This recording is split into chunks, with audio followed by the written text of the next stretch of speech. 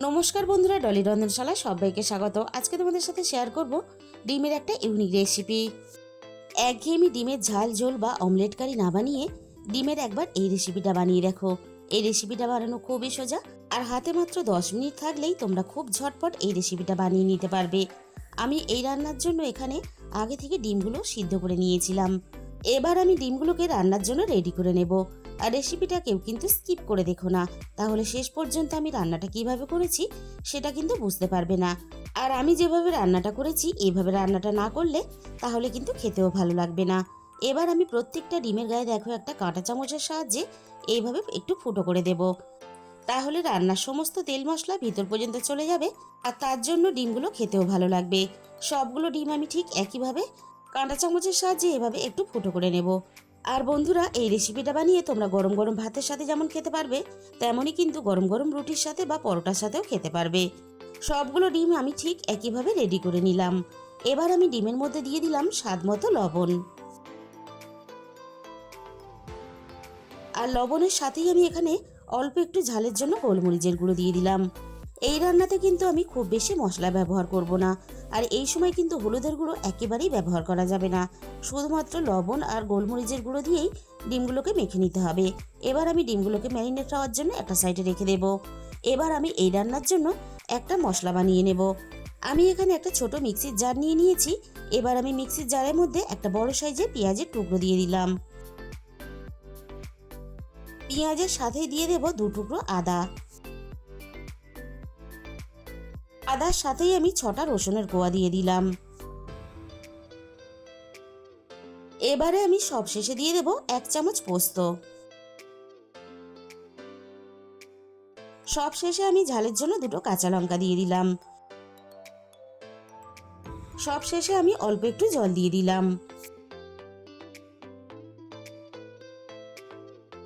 এবারে আমি সবকিছু একসাথে একটা পেস্ট বানিয়ে রেডি করে নেব। সবকিছু দেখো আমি বেশ ভালোভাবে একটা পেস্ট বানিয়ে রেডি করে নিয়েছি।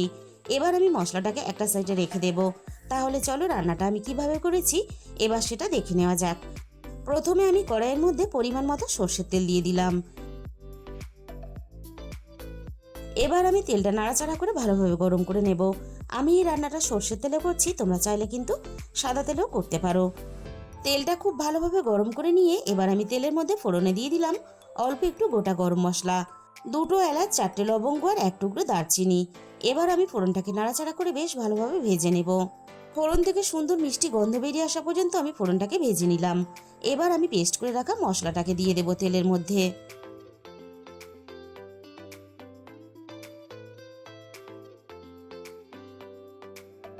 মিক্সির বাটিটা ধুয়ে অল্প একটু জল দিয়ে দিলাম। এবার আমি গ্যাসের ফ্লেমটা মিডিয়ামে রেখে মশলাটাকে বেশ ভালোভাবে একটু সময় নিয়ে কষিয়ে নেব, পেঁয়াজ আদা রসুনের কাঁচা গন্ধটা চলে যাওয়া পর্যন্ত। তাছাড়া মশলার সাথে যে আমি এক্সট্রা জলটা ব্যবহার করেছি, এইভাবে কষানোর সাথে সাথে জলটা আমি টানিয়ে নেব। 6-7 মিনিটের মতো আমি মশলাটাকে নাড়াচাড়া করে বেশ ভালোভাবে কষিয়ে নিয়েছি। মশলার মধ্যে একটা সুন্দর দেখো কালার চলে এসেছে। এবার আমি রান্নার স্বাদ মতো আরও একটু অল্প লবণ দিয়ে দিলাম। এবার আমি লবণটাকে নাড়াচাড়া করে সবকিছুর সাথে বেশ ভালোভাবে মিশিয়ে দেব। এবার আমি গ্রেভির জন্য জল দিয়ে দেব। আমি এখানে মাঝারি সাইজের বাটির 1 বাটি জল ব্যবহার করলাম। এই রান্নাটা খুব বেশি কিন্তু পাতলা ঝোল করে রান্না করা যাবে না, তাহলে খেতে ভালো লাগবে না। এই রান্নাটা একটু গা মাখা করে করতে হবে। সেরকম হিসাব করে তোমরা যখন রান্নাটা করবে জলটা দিয়ে দেবে। গ্রেভিটা হালকা ফুটে ওঠার সাথে সাথেই আমি 1/2 চামচের একটু কম দিয়ে দিলাম গোলমরিচের গুঁড়ো। আর ঝালের পরিমাণটা অবশ্যই কিন্তু নিজেদের স্বাদ মতো ব্যবহার করবে। গোলমরিচের গুঁড়োটা নাড়াচাড়া করে মিশিয়ে দিয়ে এবার আমি গ্রেভিটাকে ফুটিয়ে প্রথমে ভালোভাবে রান্নার জন্য রেডি করে নেব। মিনিট 5-এর মতো আমি গ্রেভিটাকে ভালোভাবে ফুটিয়ে রান্নার জন্য রেডি করে নিয়েছি। এবার আমি ম্যারিনেট করা ডিমগুলো একে একে গ্রেভির মধ্যে দিয়ে দেব।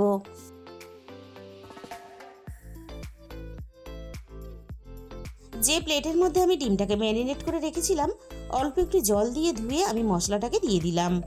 এবার আমি কড়াইটা ঢাকা দিয়ে ভালোভাবে রান্নাটা করে নেব।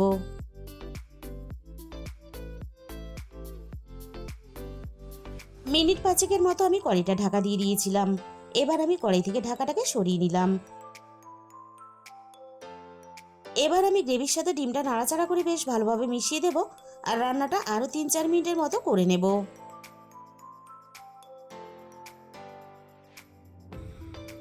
রান্নাটা ভালোভাবে করে নিয়েছি। এবার আমি রান্নার মধ্যে অল্প একটু গরম মশলার গুঁড়ো দিয়ে দিলাম। রেসিপিটা শেষ পর্যন্ত দেখার পরে তোমাদের যদি ভালো লেগে থাকে একদিন হলেও তোমরা বানিয়ে দেখতে পারো।